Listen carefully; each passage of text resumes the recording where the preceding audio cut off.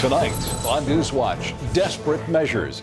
Some say workers inside a Japanese nuclear plant are on a suicide mission. Plus, crossing the line, Israel's prime minister says a recent discovery proves Iran is still exporting terrorism. And rethinking strategy. Will Muammar Gaddafi's recent successes lead America to get involved in the fight for Libya? All this and more tonight on NewsWatch. Good evening, everyone. I'm Wendy Griffith. And I'm Lee Webb. A team of emergency workers in Japan is still working to regain control of the dangerously overheated nuclear reactors. 50 men are now putting their lives on the line as they brave the radiation. They're trying to get water on the fuel rods in that reactor. Unless those rods can be cooled, they will melt down, sending toxic nuclear clouds into the air. Heather Sells has more in our top story tonight. Experts are now saying the 180 emergency workers at the plant may be on a suicide mission. There is hope that Tokyo Electric will be able to get power lines knocked out by the earthquake back online. That could restore the plant's cooling system and ease the crisis.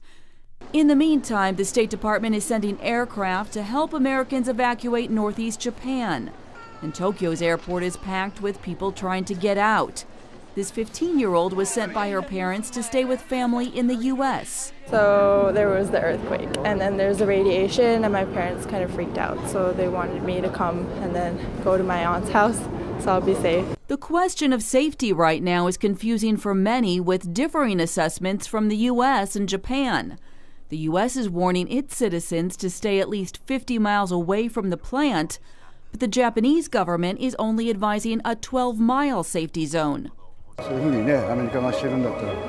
This man says it is worrying that Japanese and U.S. criteria are different, and I feel a bit doubtful about our judgment.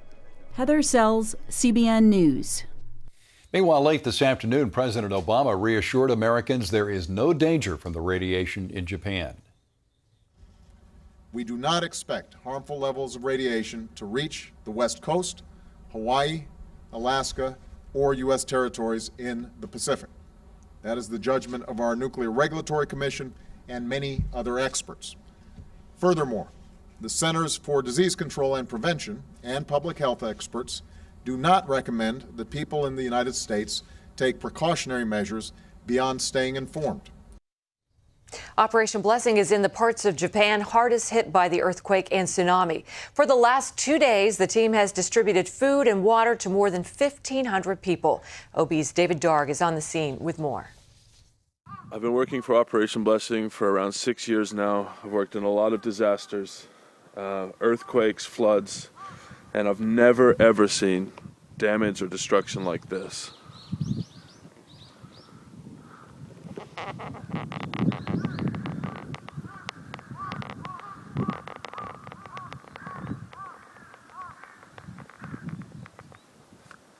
It's as far as you can see up into the valley there.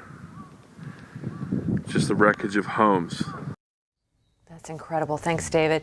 Operation Blessing and Israel Aid are joining forces in Japan. The Israeli relief team will assist in search and rescue, as well as providing clean water and sanitation. CBN News was at the airport in Israel when the small team left. We have a very good cooperation with Operation Blessing. I think that the two organizations work like it's amazing. We work together, it's amazing. And I think this cooperation is emphasize the meaning of helping each other. Rather, if you are a Christian, if you are Jewish, it's never mind. We have the same target, the same goal, to help people.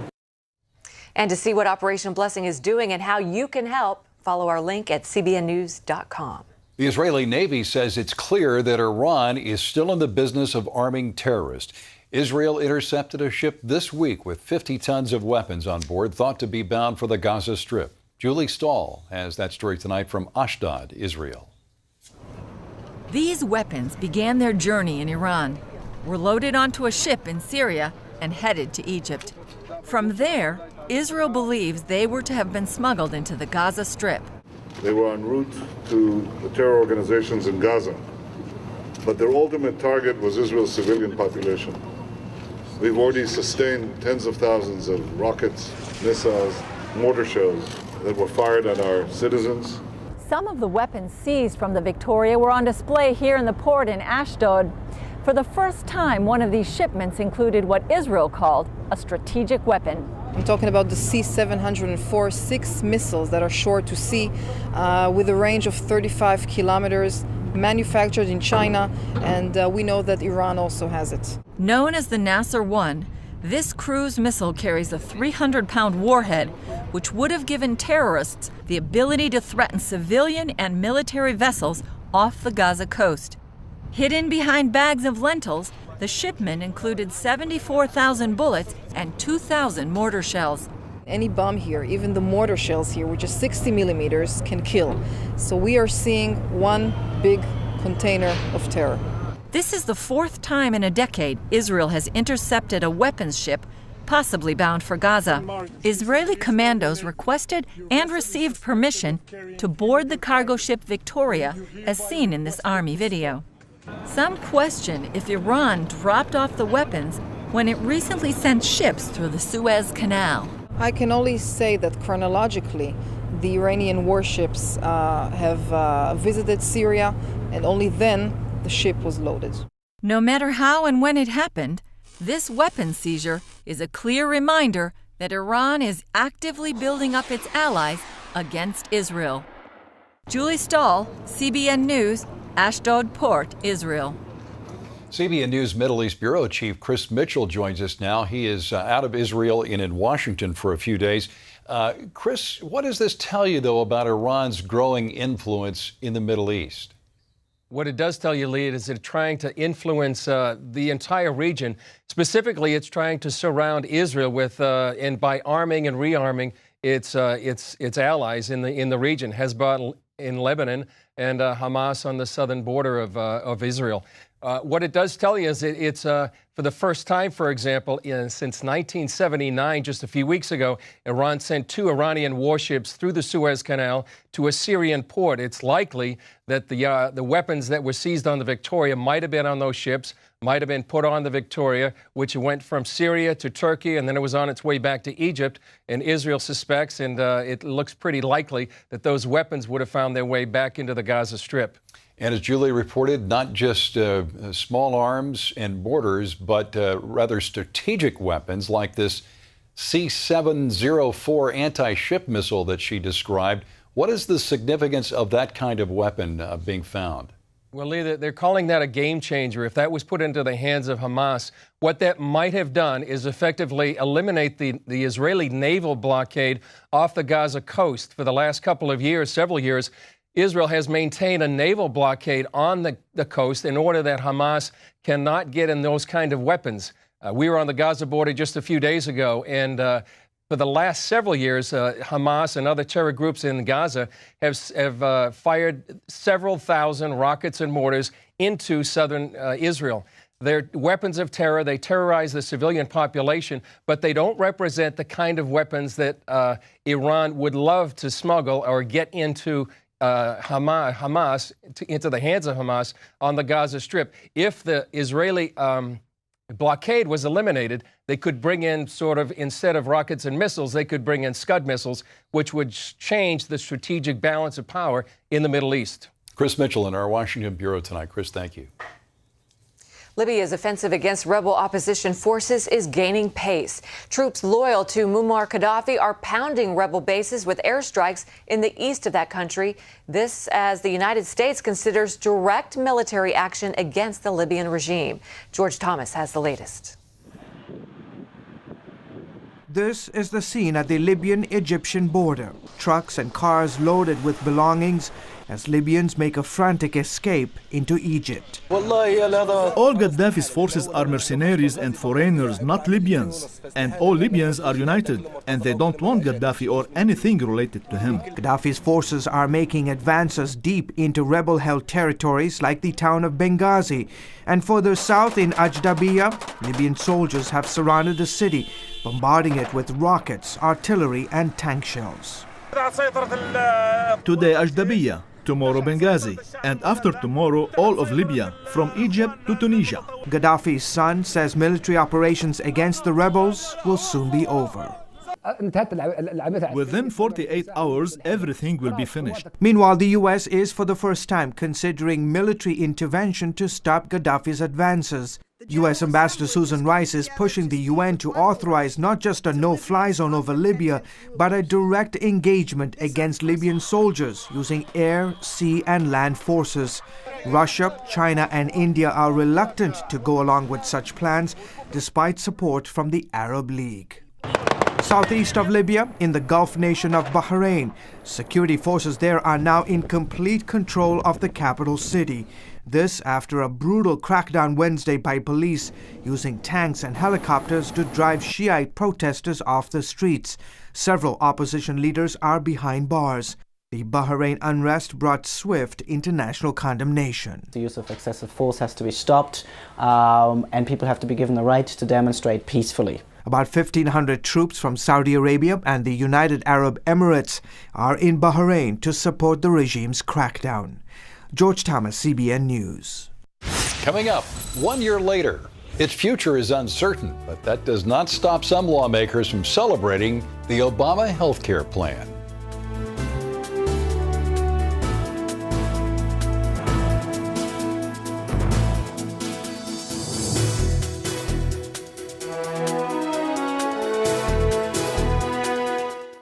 Do you take fish oil?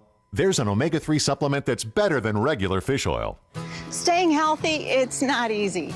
I exercise regularly and eat lots of fruits and vegetables. I used to take a fish oil supplement too, but then I discovered something better than regular fish oil. Arctic Wonder Omega-3 Krill Oil. It's from the makers of One A Day, so I know I can trust it. The omega-3s in Arctic Wonder both support heart health and are scientifically proven to be better absorbed than regular fish oil. You'd have to take 6 of these fish oil soft gels to get the strength of just 2 Arctic Wonder soft gels. The Arctic Wonder does not have an aftertaste. They go down real easy. Arctic Wonder isn't just good for your heart. It also supports healthy brain function and a healthy immune system. This is one of the products that I plan to take for the rest of my life. Arctic Wonder is from One A Day and not available in stores. For a special trial offer, call or go online now. Call 1-800-409-7339. That's 1-800-409-7339. Or go online to tryarcticwonder.com now. Attention investors, now is the time to protect your retirement accounts and investments. Excessive government spending is devaluing the U.S. dollar and high rates of inflation are coming. Gold has tripled since 2001, and some experts predict the prices will climb another 100%. Buy gold now, direct and wholesale with United Gold Group. The demand for gold around the world is higher than ever. Foreign countries like China and India are buying up gold at record rates. Why? What do they know that you don't?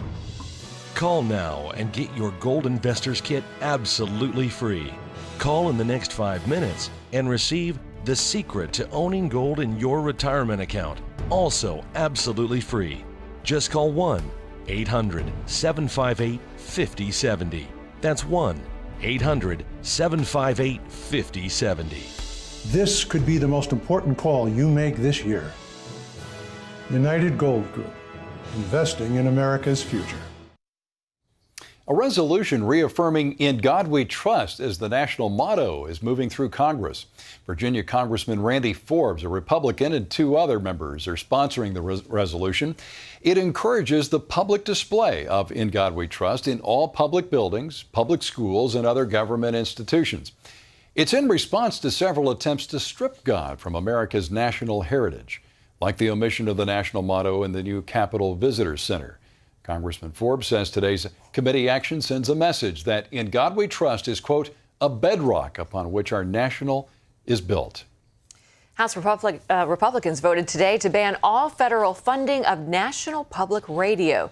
The bill would also prohibit local stations from using federal dollars to pay NPR dues.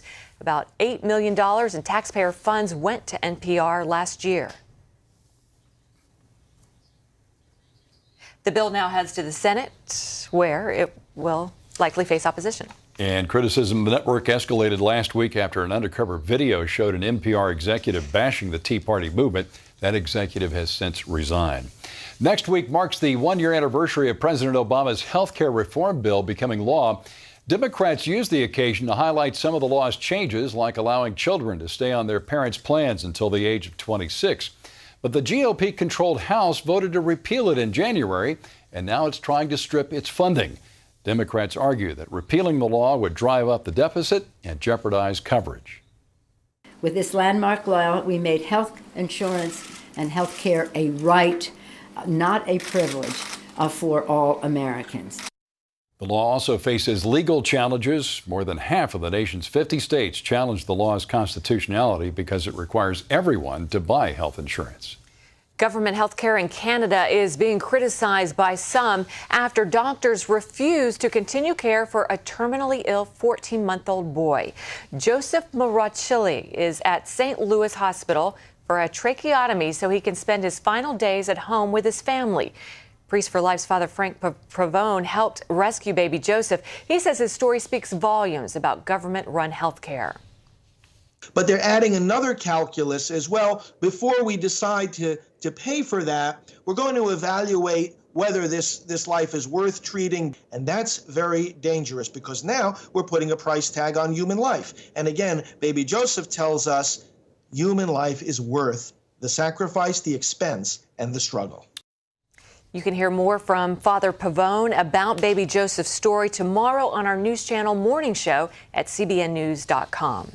Most parents are aware that children are using household inhalants as a potentially deadly way to get high. But huffing inhalants is also a huge problem for adults. These health experts are in Washington to spread awareness of that. They were joined by a former user who spoke from sad experience.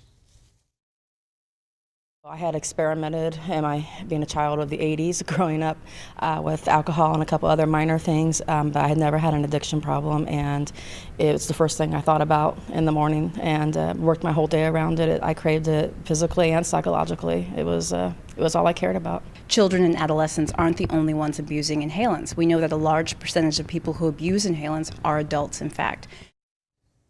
Experts believe that more than 1 million adults used inhalants illegally in the past year. Up next, on shaky ground, are America's nuclear power plants safer than those in Japan?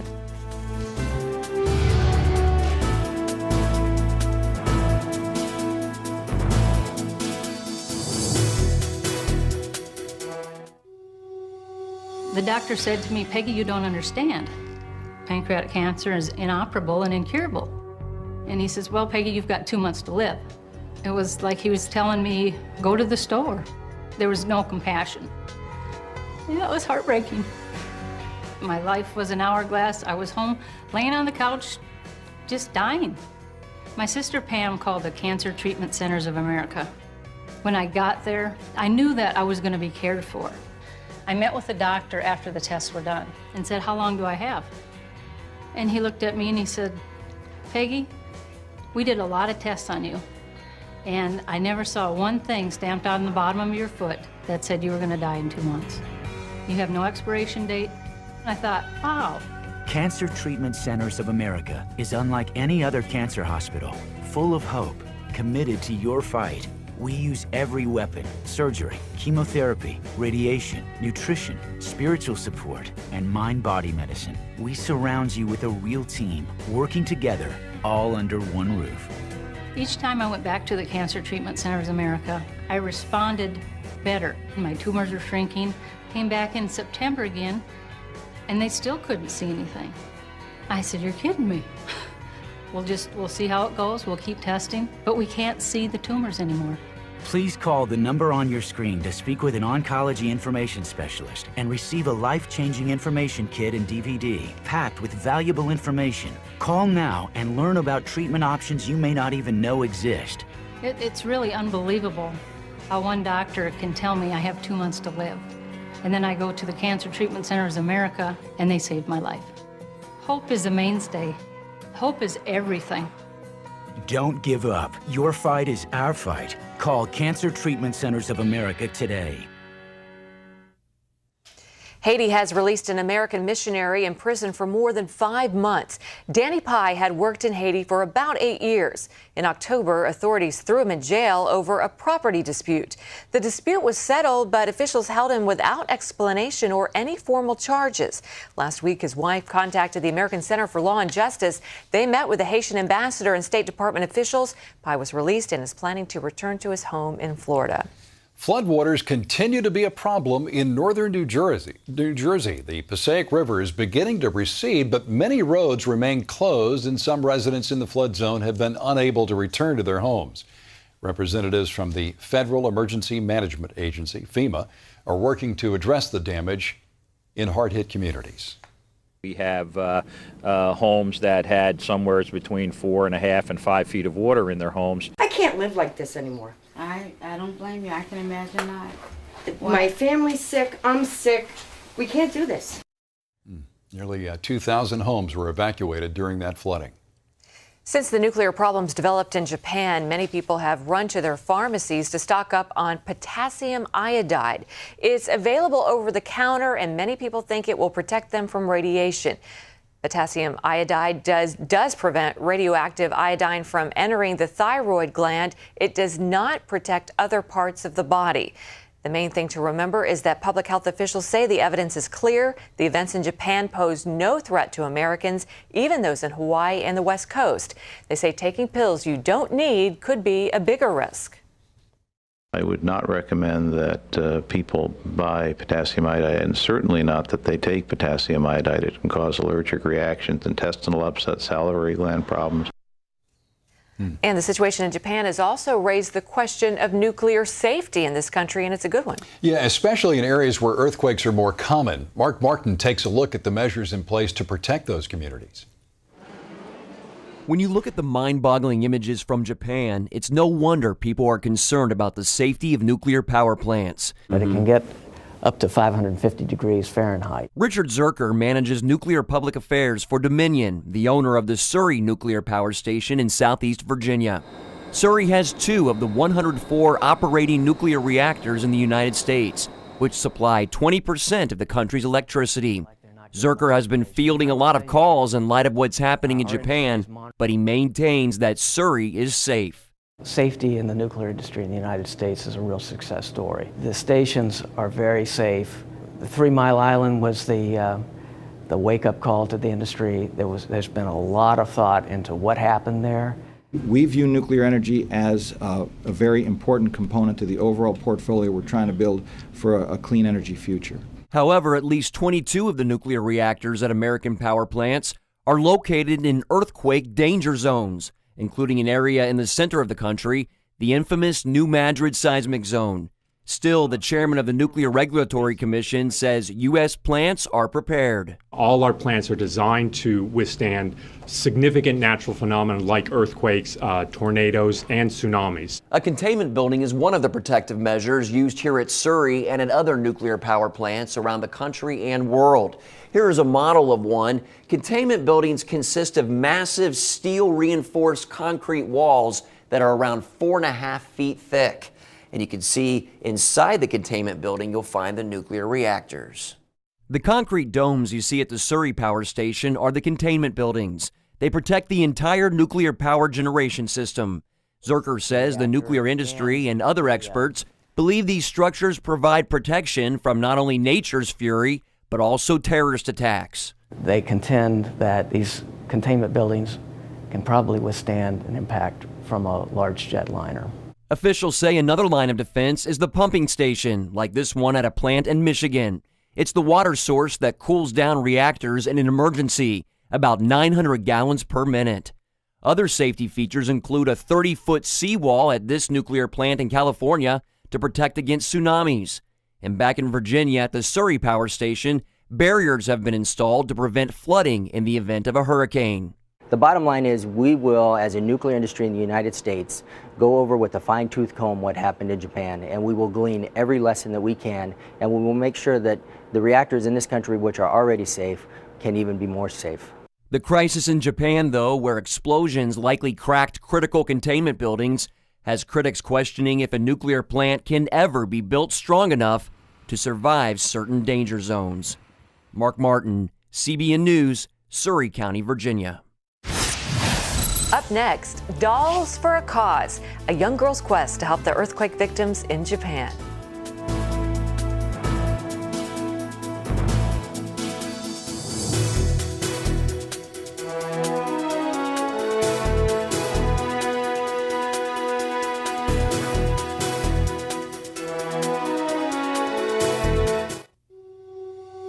The doctor said to me, Peggy, you don't understand.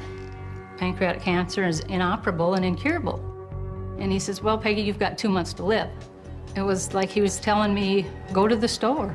There was no compassion. Yeah, it was heartbreaking. My life was an hourglass. I was home, laying on the couch, just dying. My sister Pam called the Cancer Treatment Centers of America. When I got there, I knew that I was going to be cared for.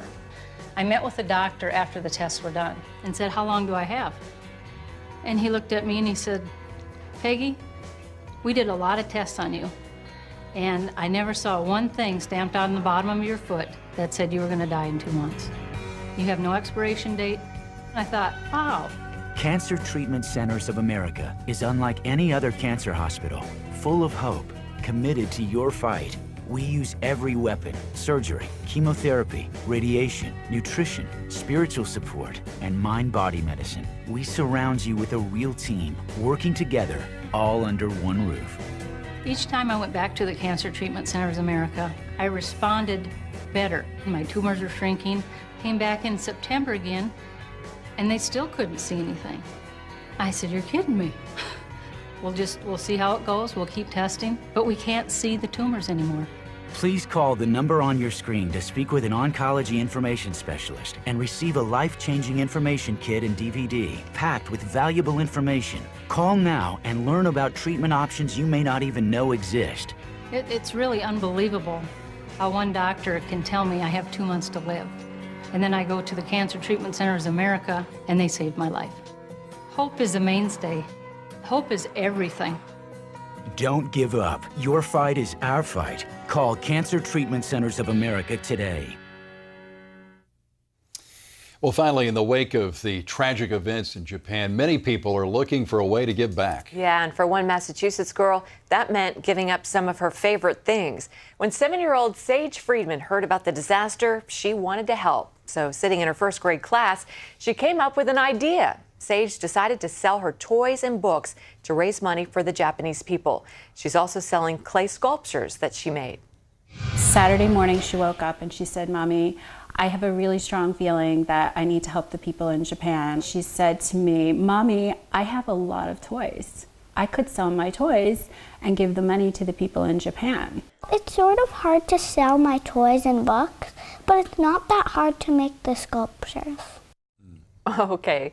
Well, Sage's mom contacted an organization that helped after last year's earthquakes in Haiti and Chile. They sent out a mass email explaining Sage's plan. In just 3 days, she had already met her goal of raising $1,000.